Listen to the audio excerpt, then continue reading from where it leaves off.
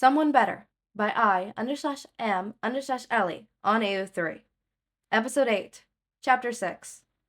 Stay Awake. The agency paid for his medical bills and promised to pay for his physical therapy once he was healed enough to start it. He was given strict instructions from a rather frightened nurse to stay on bed rest for the next week, at the least. A nurse would be coming by every day to check on his injuries and his bandages. After 3 days of observation in hospital, he was given a prescription for a strong pain medication, and a wheelchair and a pair of crutches, and sent on his way. They gave him his ruined tracksuit, his stained capture weapon, and his goggles on the way out of the hospital. They reached their first challenge upon entering the car. Izuku didn't want to sit in the back. He wanted to sit with Shouta. "I want to protect you from the bad guys, Unki Sho." So Shouta had to sit in the back seat with Izuku to compromise.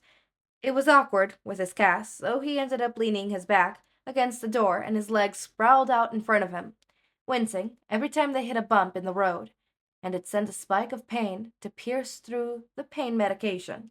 Izuku traced little shapes and figures on Shota's cast as Hizashi drove, and asked if he could draw on it when they got home. Hizashi helped him into the wheelchair provided by the hospital, pushing him into the apartment building and into the elevator, which they very rarely use, since both preferred the stairs. Izuku held his hand and looked around at the elevator suspiciously as they rose up in the floors, like he was expecting villains to pop out of nowhere and attack Shouta again. Hizashi knocked on the apartment door, and Nemuri answered it. She was wearing tight black pants and a see-through shirt, the sleeves of which fell off on one shoulder. Shouta was tempted to cover Izuku's eyes. Takara was resting in her arms. "Auntie Nemuri!" Izuku shouted, excitedly, rushing forwards to hug the woman's leg. "Hey, Tiger," Nemuri said, ruffling the boy's hair. She turned to Shouta. "How'd you feel, handsome?" Shouta rolled his eyes at the nickname. Hizashi snorted. "Fine." That was a lie, but she didn't need to know that. "Thank you for watching my cat."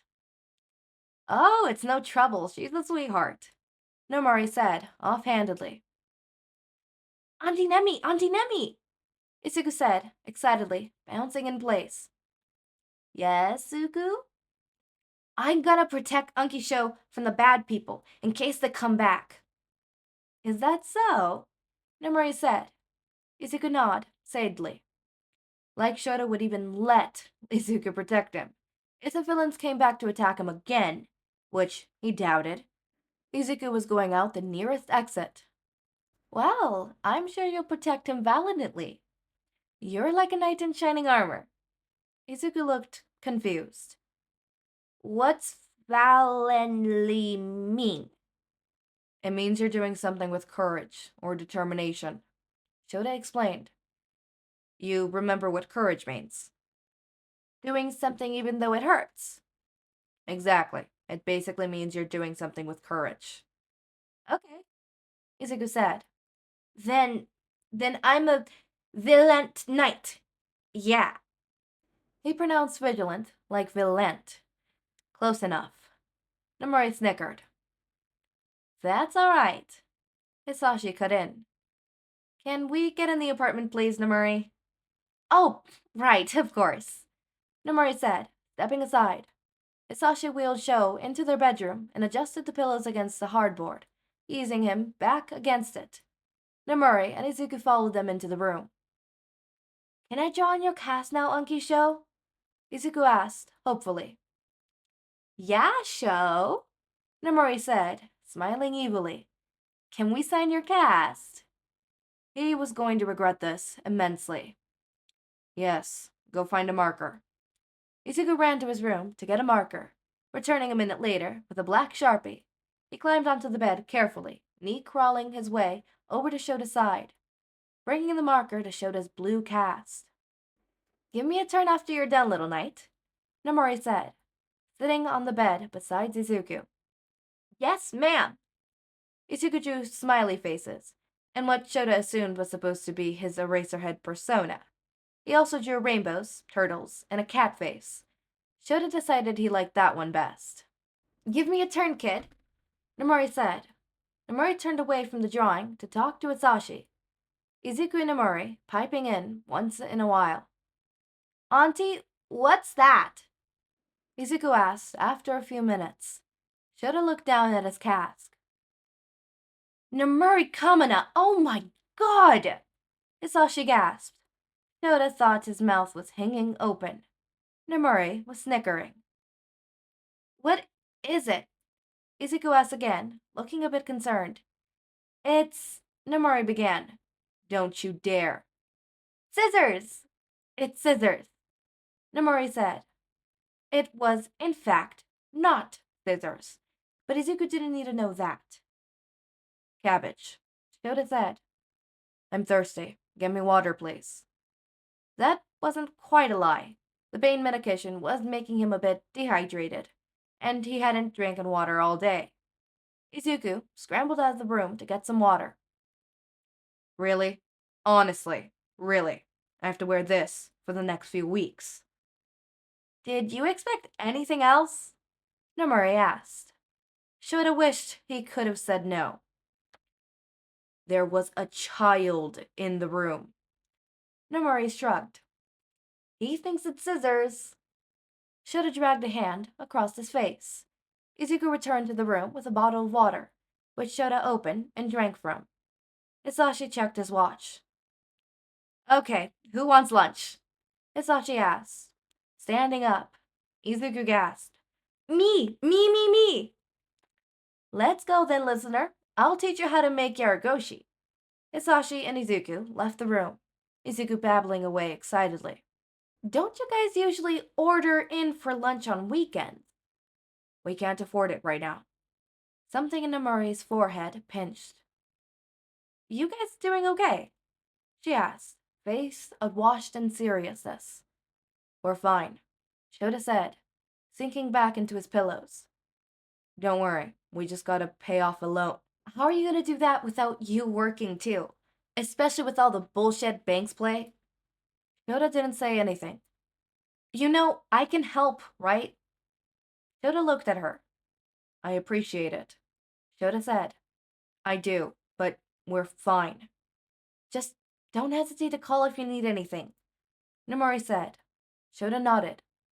I mean it. We've known each other for 6 years now. I know I tease you a lot, but you're basically like a little brother to me. Don't worry, I'll drop everything to help you and Hizashi. Like a little brother. Shouta didn't think he was the best at being a brother to anyone, not even his own sister, but he didn't comment. I know, Kayama, he said. Why did it take Hizashi and... was it Vlad King? Nemuri nodded. Why did it take them so long to get there? They got in trouble with a big-name villain. They had to wait for backup from another patrol section before they could come get you. Why did you come? Because I care about you, dumbass. You were supposed to be watching Izuku, Shouta pointed out.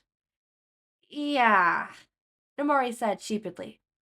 But he was fast asleep, so I just asked your neighbors to watch him. He was, pretty freaked out when I came to drive him to the hospital. It was pretty touch and go for a while, whether or not you would pull through, or even if you'd be able to use your leg at all. The blood loss was really bad, Sho. I don't know what to tell him. And he started crying and shaking and... Shouta remembered when Izuku woke up and saw him talking to Hizashi, how the little boy looked so relieved, how he ran forward and wrapped his arms around Shota's neck, almost knocking his IV out when he jumped onto the bed, and how Shouta had patted his back slowly as the boy calmed down. Hugging Izuku had felt a lot more natural than it had the first time. Oh. Shouta added another item to the list of things he needed to do for Izuku. Research primary schools, research potential speech therapy, and get a child psychologist. The smell of grilled cheese filled in the front of the open bedroom door. So, Nemuri said, drawing out the word. What do you want to do for your birthday? My birthday is in November. So what? No shame in planning early. Shouta shrugged. Probably the same as always, he said. Restaurant, movies, maybe go to the adventure park if it's not too crowded. But that's what we do every year, Nemuri protested. Yes. Don't you want to do something new? Not really. Boring, Nemuri stated. Shouta frowned. But you and Hizashi like my birthdays. Of course we do, Nemuri said. I'm sorry, I shouldn't have said that. I guess we could do something different if you and Hizashi want to. Now that he thought about it, they might have to, since the child would probably want to tag along. I was just joking, Sho, Nemuri said. Do whatever you want. It's your birthday. Shouta hummed. What are we going to do about Izuku? I think he could go with us, but we'll have to go to a G-rated movie. Nemuri shuddered. We'll figure it out, Nemuri said. They heard Hizashi call for her from another part of the house. I think that's my cue. I'll go get your food, okay, Sho? Shouta nodded. He didn't think he liked people waiting on him. Nemuri returned with 2 plates of steaming yarikoshi, sitting next to him on the bed to eat it. Hizashi at the table with Izuku, she said. He didn't think he could eat in the bed without making a mess. Shouta nodded. That was fair. Izuku was a bit of a messy eater. They finished eating, and Hizashi and Izuku returned to the bedroom. The 3 friends talked into the night, Izuku eventually getting bored with their conversation and falling asleep between him and Nemuri at around 8. Nemuri finally left their bedroom to sleep on the futon at around 11 o'clock, since it was far too late and too dark to drive home. Hizashi didn't mind moving Izuku, instead letting the boy sleep in between them, at least for tonight. Recovery was painful. After a week of bed rest, he began to slowly move around the apartment on crutches. It was definitely a workout for his arms, but he had to get used to walking with them. He couldn't rely on a weird chair. After a few tries, he was able to get up from bed on his own without assistance. Then he worked on standing from the table, and then on standing from the rather low-standing couch. Then he tried to do some household chores around the house to help Hizashi, but quickly gave up after his legs started aching from standing in one place too long. Izuku was happy to help with the chores anyways. The nurse brought a waterproof cast protector and a shower chair so Shouta could shower on his first visit to the apartment. Recovery was painful, but he was getting there, or at least he thought so. 2 weeks in, and they replaced the cast with a lighter one after cutting it off to take out the stitches. The doctor raised an eyebrow at the rather creative drawing Nemuri had left. Shouta had gritted his teeth the entire time the saw was running, wincing at the vibrations that ran up and down his arm from the saw cutting at the cast. Izuku, too. He looked upset at the noise, though he blocked it out with his hands over his ears. Shouta had been surprised at how utterly awful the knee looked, still swelled up and purplish, pale with dead skin and pink indents from the cast. Then they replaced it with another cast, and he'd been sent on his way without further instructions to try and walk around the area with his crutches and get lots of rest. He started walking around the city after that. Izuku and Hizashi were always following in case he needed help. Izuku had tried to bring Takara, too, on a leash, but the cat seemed to prefer getting a good nap on the couch while the humans were gone. It was around this time that Shouta started getting angsty. Now that he wasn't allowed in the field, the walks helped a lot. 4 weeks in, and the pain in his lower leg had eased up quite a bit, while the pain in his knees still raged on as it healed. His legs felt stiff in the mornings, and Shouta worried about that carrying over after the cast was removed and everything was healed. It could interfere with his work. At 5 weeks, he started doing chores around the house again, folding the laundry and putting it away, doing some dishes. Izuku had actually been a great help around the house for Hizashi while Shouta had been on bed rest, and they decided he was about old enough to get some chore sheets to teach him responsibility. Just simple stuff, like cleaning his toys when it was a mess, making his bed and feeding and watering Takara, which Shouta kept a close eye on, when he did, so Izuku didn't overfeed her. At 6 weeks, they x-rayed his leg again. They said that his knee would still take a few weeks to heal, maybe a month, but that his leg could be completely healed in the next 2 weeks or so. Of course, he'll still have to keep the cast on his knee, but it was still good news. Shouta tried to ignore the fact that, even after the knee was completely healed, he would still have to wear a knee brace until he could build the strength back up in that leg. The doctor had said that he might have to wear that knee brace again in the future, if there were other consequences to the injury, such as bad chronic pain. At 8 weeks, they checked the break in his leg and decided that it was as healed as it was gonna get. Upon looking at the knee, they saw that it was healing up nicely and was arranged in all the right places. They scheduled a time for him to go into a doctor with a healing quirk so that they could hurry the process a bit, get the pins out of his knees and leg, and get the knee in a brace. 3 days later, he was at a specialist. The man had neon green hair and purple eyes, and he looked a little bit frizzled, but he seemed nice enough. He explained everything before he did it, which was especially helpful when he healed his leg and sawed off the cast. He still hated that saw. It was like a silver spine drilling through his skull. After he got the cast off, he started the healing process, which was a lot more unpleasant than he'd been expecting. Unlike with Recovery Girl, it wasn't quick or painless. When he touched the hurt area, he could feel the broken bones start melting and fusing back together, aching slowly. But at least, when he took his hands away, the healing stopped immediately, and it hurt far less than it had before.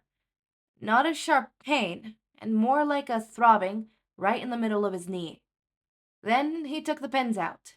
Hizashi had to cover Izuku's eyes and comfort him when he started crying. Shouta really couldn't blame him. He started covering his eyes as soon as the doctor administered the locaine. After numbing the areas with the pins, and it still didn't feel like enough, not really, the doctor had to cut through the skin to get some of the pins. And when he got to those pins, he had to ease it out slowly, twisting and pulling and nudging all the while. The long silver pin bumped against the bones and the raw skin as it slowly made its way to the surface. It only took 15 to 20 minutes to get all the pins out, but it felt like longer. The doctor sutured the small cuts he had left after he was done, using his quirk to speedily speed up the healing process. After that horrible experience was over, the doctor gave him a leg brace and told him to use his crutches for the first couple days onwards, warning him about all the chronic pain he would most likely experience in the future, and that, should the knee hurt after it's been healed, the knee brace should help a lot. Then he told him what steps to take going forward for his physical therapy, gave him some numbers to call, gave both Izuku and Shouta lollipops, and kicked all three of them out of his office. Shouta would have ran out if he could. Another 3 days later, while Hizashi was at work, Nemuri drove him to the physical therapist, mainly because Shouta wasn't sure if he was allowed to drive, and because Izuku refused to let him sit anywhere but the back seat anymore. "I have to protect you from the bad guys, Unky. I'm your knight in shining armor." Before he got inside, he tied his hair back and walked inside without his crutches. He hated that he still limped slightly when he walked. The main physical therapy they did that day was bending his knee back and forth and moving his legs in a bicycle motion, and it felt like something was stabbing under his kneecap the entire time. As the day progressed, the pain in his kneecap lessened as well. It stopped feeling so stiff when he walked. His limp was getting much better, and he was finally able to start training for his patrols again. The first thing he did when his physical therapy sessions were finally, blissfully over was wrap his capture weapon around an outcropping of a roof and yank himself onto it. He spent the entire day hopping from building to building, the pain in his knee, a mind jab whenever he landed a bit too hard, doing flips and cartwheels even when he didn't have to, like when he was younger and still took gymnastics. When he got home, the brace went back on his leg, but he couldn't bring himself to mind, because he was back to normal, for the most part. 2 days later, he was going to get ready to get back to patrol, approved by the agency, and taken off of temporary disability. The next day, he'd have to try and get his old job back, hopefully with shorter hours, so an incident like that didn't happen again. But that was a problem for tomorrow. He had just checked into his new tracksuit after tucking Izuku into bed, and both he and Hizashi were headed out the door, Nemuri flipping through the channels on the couch, when something heavy knocked into the back of his uninjured egg, small arms tugging around it. "No!" Izuku wailed. "You can't go!" Izuku looked down at him. "Child." "No!" Izuku shouted. "I won't let you! No!" "Izuku, I don't have time for this. My shift starts in 20 minutes. "You can't go, Ankisho."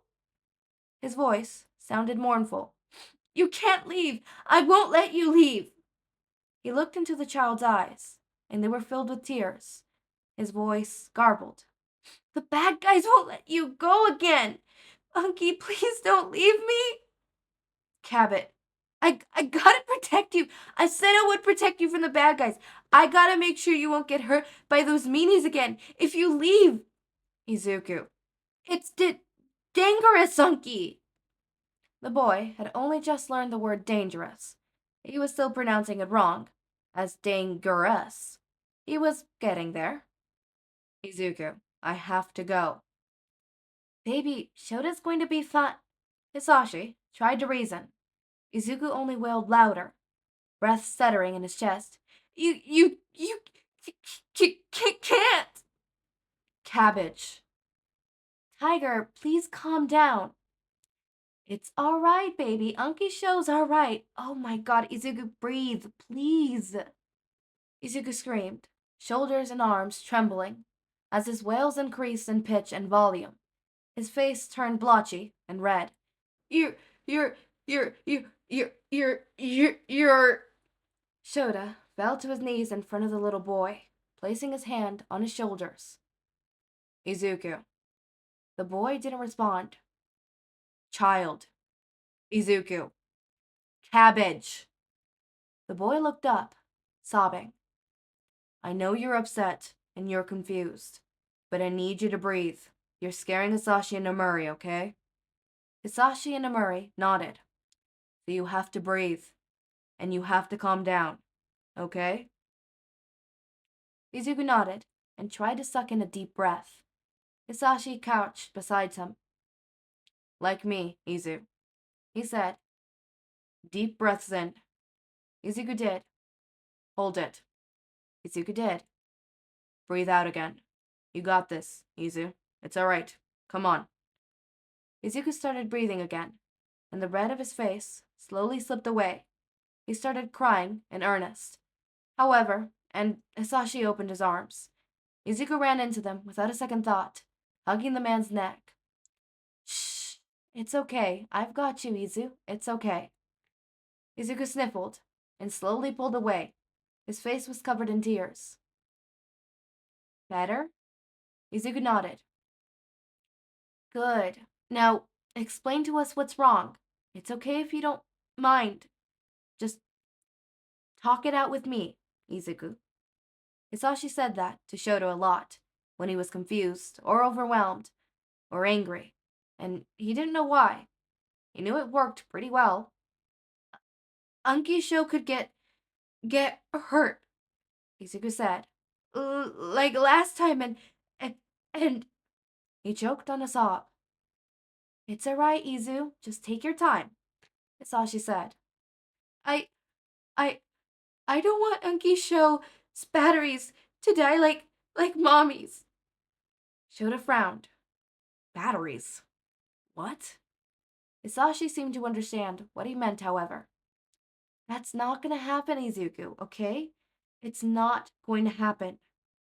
Hizashi knew that was a lie. Anything could happen on patrol. He could leave one day and not come back. That's what made life as a hero so dangerous, so unpredictable. But they've been warned about this since day one, since the day they signed up for UA's heroics class. They knew the risk. Maybe that's why Izuku was so worked up. He hadn't known. You don't know, Sashi, Izuku shouted in frustration. Unki Sho got hurt last time. But he also got better because your Uncle Sho is a very strong man, okay? No one's gonna kill him but him. Well, I don't want him to do that either. Nemuri covered her mouth like she was swallowing back a laugh. That is just Sho's job, Izuku. There's a lot of things to it. I'm sorry it scares you, but he's gonna do his job, okay? And I promise you, I'll watch him and make sure he comes home safe. Does that sound alright, Izu? Will he watch you and keep you safe? Izuku asked. I don't want you to get hurt either, Unki Sashi.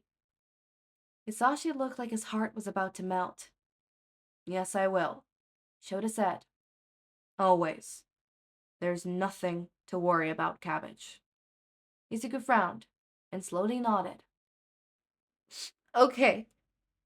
But you come say hi to me after you get back, so I know you're okay. Hizashi and Shouta nodded. Of course, whatever you need. Okay, Izuku said. He yawned. I'm sleepy. Go to bed, Cabbage. We'll see you in a few hours, alright? Alright. I love you, Unki Shashi and Unki Sho. He walked to the hallway before stopping. You too, Auntie. We love you too, Cabbage. It appeared as though Hisashi's heart did melt that time. Welcome to Echo Psychology Corner. Did you know that children who often go into grief, they tend to grieve very weirdly, like crying when a pencil goes missing? Because the pencil's missing and the whole world is falling upside down because that very pencil that they loved is gone. That is their way of coping. And in this sense, it's a very, not so unbroadening term. In this sense, obviously Izuku does not want Sho to go back to patrolling because one, he got hurt. And it's not just because he got hurt. At first, one might assume, okay, that is what it is. No, there is an underroot to that issue. That is the stem. What we're looking at is the tree. We're not looking at the roots. And the roots is, he ends up saying it, right? I don't want your batteries to die like mom's, right? He doesn't want what happened to his mother to happen to Sho again, right? He doesn't want Shouta to die like his mother died. And for a child, he clearly went into a whole panic attack. That was what I would call a panic attack, a meltdown. He doesn't, or not a meltdown, but a whole panic attack. He had a whole panic attack. A 5-year-old had a panic attack over someone who is taking care of him, his guardian, his uncle, going back to patrol because he's scared that he won't come out of it alive. Right? Beforehand, Izuku did not, I don't think he was fully aware of the fact that Sho can die during patrols. Like, do not get me wrong, I'm pretty sure he understands that, heroes can get hurt. But he never fully understood it. It's one thing for a child to, see it, and it's another thing for a child to experience it. So that, added with the fact that his mother literally died, put that all together, of course he's gonna have a whole panic attack, and just scream and shout, and of course he's gonna have that because he doesn't know how to express these emotions otherwise. And for him, he doesn't want to lose that person again, and he's gonna do everything he can to stop it because he wasn't enough the first time, quote unquote. Obviously, it wasn't on him. Nothing he could have done could have prevented, his mother from doing what she did. Unfortunately, there's literally nothing. It's a sad reality of people who are suicidal. Unless they want help, and not even just the S word, I'm only gonna say it once because YouTube. but also people with mental illnesses and disorders and stuff like that. It's really hard, and even addictions. It's really hard for them to have help when they don't want it, or when they don't acknowledge that they need it. You can't change someone who doesn't want to change. You can't help someone who doesn't want your help. And yeah, of course, it was never on Izuku, but to Izuku's mind, to his 5-year-old mind, he is solely responsible for his mother dying. And he doesn't want his uncle to die. Therefore, he's going to do everything he can to keep his uncle home, right? And in this case, it was crying, screaming, and begging.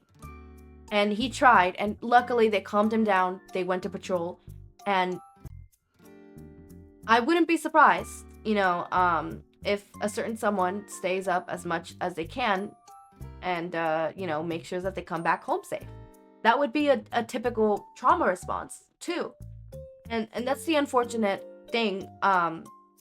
These are one of the things that we see that Izuku exhibits of grief. This is one of the more blatant ones, obviously. It's one of the more in-your-face ones. Not like, a child crying over a missing pencil. That's one of the ones where it's a little less blatant. Or a child clinging onto you more than they, normally would. Or a child, for some reason, taking, there's a bunch of different things that a child can do that exhibits grief behavior. Grief affects everyone in different ways. And in children, it affects them way differently than in adults, obviously, right? Obviously, they go through the typical, 5 stages of grief. Denial,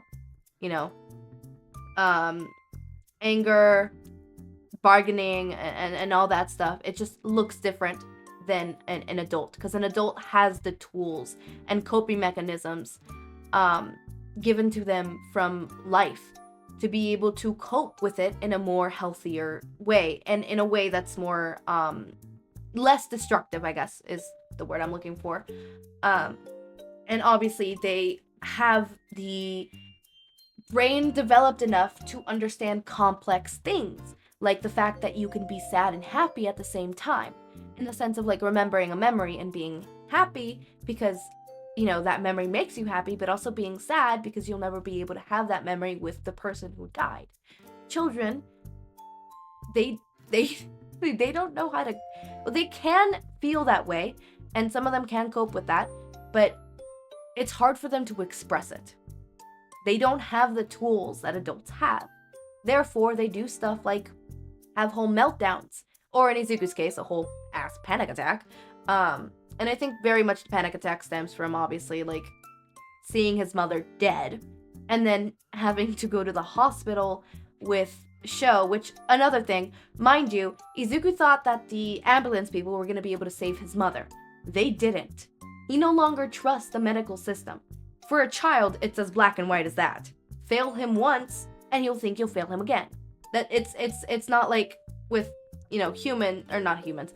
Damn, I didn't know children weren't humans. It's not with, like, adults where, obviously we understand that, okay, this surgery killed these 2 other people, but it's been successful in many other cases, and yes, there's a percentage that it might kill me, but whatever, right? They understand stuff like that. Kids, you fail them once, and they're going to believe you're going to fail them again. You fail them again, and, double that until they think, okay, you're going to fail me forever, right? You're going to fail me forever. You basically condition them into thinking that you're going to fail them forever, right? The typical conditioning, because there's different types of conditioning.